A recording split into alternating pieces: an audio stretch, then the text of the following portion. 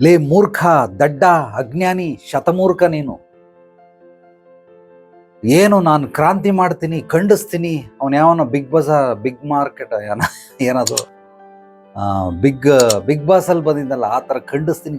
ಲೇ, ಜಗತ್ತಿನಲ್ಲಿ ಅತ್ಯದ್ಭುತವಾದ ಕ್ರಾಂತಿ ಯಾವುದು ಗೊತ್ತೇನೋ? ನನ್ನನ್ನು ನಾನು ಬದಲಾಯಿಸ್ಕೊಳ್ಳೋದು, ನನ್ನನ್ನು ನಾನು ಅರ್ಥಕೊಳ್ಳೋದು. ಇದಕ್ಕಿಂತ ದೊಡ್ಡ ಕ್ರಾಂತಿ ಜಗತ್ತಲ್ಲಿ, ಭೂಮಂಡಲದಲ್ಲಿ, ಈ ಹುಟ್ಟಿನಿಂದ ಸಾವಿನವರೆಗೂ ಜೀವನದಲ್ಲಿ ಬರೋದಕ್ಕೆ ಸಾಧ್ಯವೇ ಇಲ್ಲ. ಬೇರೆ ಯಾವುದು ಅಂತ ದೊಡ್ಡ ಕ್ರಾಂತಿ ಜಗತ್ತಲ್ಲಿ ಇಲ್ವೇ ಇಲ್ಲ.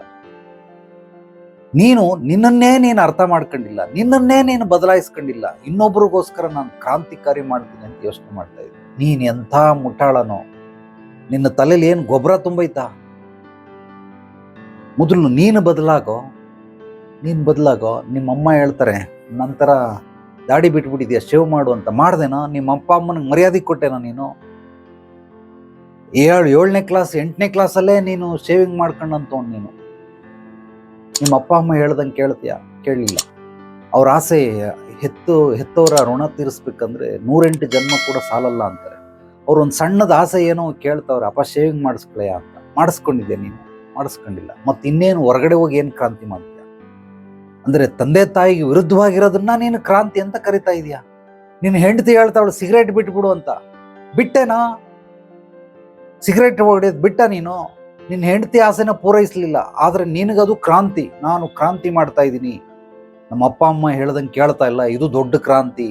ಹೆಂಡತಿ ಹೇಳ್ದಂಗೆ ಕೇಳ್ತಾ ಇಲ್ಲ, ಇದು ದೊಡ್ಡ ಕ್ರಾಂತಿ. ಅಬಾ ಏನ್ ತಲೆನೋ. ಮನೇಲೇ ನೀನು ತಿದ್ಲಿಲ್ಲ, ಇನ್ನು ಹೋಗ ಸಮಾಜ ಏನಲ್ಲೇ ತಿದ್ದುತ್ತೀಯಾ? ಹೆಂಗ ಆಗ್ತದ ನಿನ್ ಕೈಲಿ ಸಮಾಜ ತಿದ್ದಕ್ಕೆ?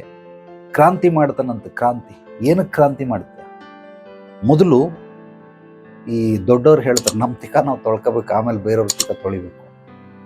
ಮೊದಲು ನಿಂದನ್ನು ನೀನು ನೋಡ್ಕೊಳ್ಳಲಿ. ಮನೆ ನೋಡ, ಹೆಂಡತಿ ಅಪ್ಪ ಮಕ್ಕಳನ್ನ ನೋಡ್ಕೊಳ್ಳ. ಫಸ್ಟ್ ಅಪ್ಪನ ನೋಡ್ಕೊಳ್ಳ ಚೆನ್ನಾಗಿ, ಆಮೇಲೆ ಹೊರಗಡೆ ಹೋಗಿ ಏನೋ ಮಾಡುವ ದಬಾಕಂತೆ. ಸೊ ನಿಜವಾಗ್ಲೂ ಕ್ರಾಂತಿಕಾರಿ ಅಂತಂದ್ರೆ ನನ್ನನ್ನು ನಾನು ಬದಲಾಯಿಸ್ಕೊಳ್ಳೋದು, ನನ್ನನ್ನು ನಾನು ಅರ್ಥ ಮಾಡ್ಕೊಳ್ಳೋದು. ಪರಿವರ್ತನೆ ಜಗದ ನಿಯಮ. ಸ್ವಪರಿವರ್ತನೆಯಿಂದ ವಿಶ್ವ ಪರಿವರ್ತನೆ. ಎಷ್ಟು ಸುಲಭವಾಗಿದೆ, ಇಲ್ಲೇನು ಕಾಂಪ್ಲಿಕೇಟೆಡ್ ಇಲ್ವೇ ಇಲ್ಲ. ಆದರೆ ನಾವು ಅದನ್ನು ಕಾಂಪ್ಲಿಕೇಟೆಡ್ ಮಾಡ್ಕೊಳ್ಳೋದಷ್ಟೇ.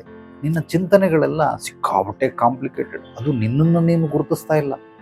ನಿನ್ನ ಮನೆಯಲ್ಲೇ ಎಲ್ಲ ಹಸ್ಕೊಂಬಿದ್ದವ್ರೆ. ಊರಿಗೆ ಹೋಗಿ ಎಲ್ಲರಿಗೂ ದಾನ ಧರ್ಮ ಮಾಡ್ತಾನೆ, ಎಲ್ಲರಿಗೂ ಊಟ ಕೊಡ್ಕೊಂಬರ್ತಾವ. ಫಸ್ಟ್ ಕೂಡ ಅಪ್ಪ ಅಮ್ಮನ ಕೂಡ, ಹೆಂಡತಿ ಮಕ್ಕಳು ಹೊಟ್ಟೆ ತುಂಬ ಊಟ ಹಾಕೋ. ಹಾಗೆ ಮಿಕ್ಕಿದ್ರೆ ಖಂಡಿತವಾಗ್ಲೂ ಮಾಡುವಂತೆ. ಇಲ್ಲ ಅದಕ್ಕೋಸ್ಕರ 2 ಅವರ್ ಎಕ್ಸ್ಟ್ರಾ ದುಡಿ, ಪರವಾಗಿಲ್ಲ, ದುಡ್ಬಿಟ್ಟು ಮಾಡು, ಪುಣ್ಯ ಕೆಲಸ. ಇವ್ರನ್ನ ಹಸ್ಕೊಂಡಿಸ್ಬಿಟ್ಟು ಒಳಗಡೆ ಹೋಗಿ ಊಟ ಕೊಡೋದ್ರಲ್ಲಿ ಏನು ಅರ್ಥ ಇಲ್ಲ. ದಡ್ರು ಮಾಡೋ ಅಂಥ ಕೆಲಸ ಇವೆಲ್ಲ.